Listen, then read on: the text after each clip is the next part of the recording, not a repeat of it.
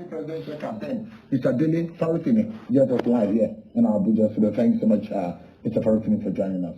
Thank you very much for having me. Thank you so much indeed. Except to say I'm not a lawyer again. Because it's important that distinction be made clear. You're not a lawyer again? I'm retired.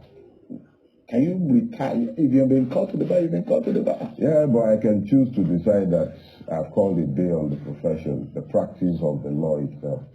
I've called it a day. Did that 5 years ago, and I'm done. Why? Why so?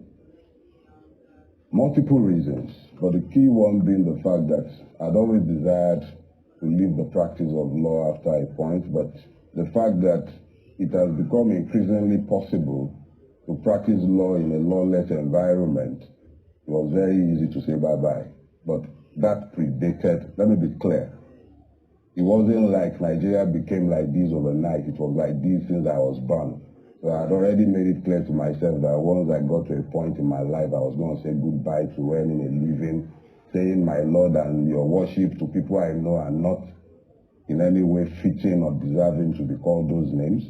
I know that I live in a country that is ruled essentially by impunity and not law.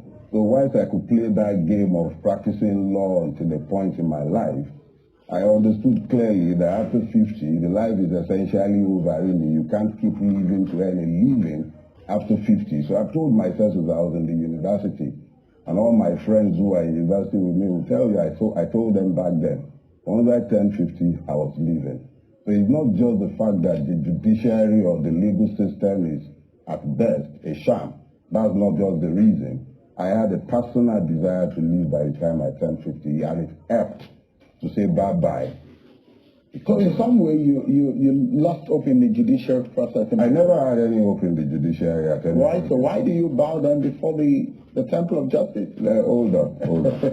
It is one thing to read law to earn a living, to read law so that you also know what the law says, or to read law in the delusion that you might get justice out of a judicial system that is not designed to deliver justice. So I'm not suggesting that there aren't instances where you can extract justice out of the system. You would have episodic periods when justice will be delivered, either because the judex himself has a conscience or because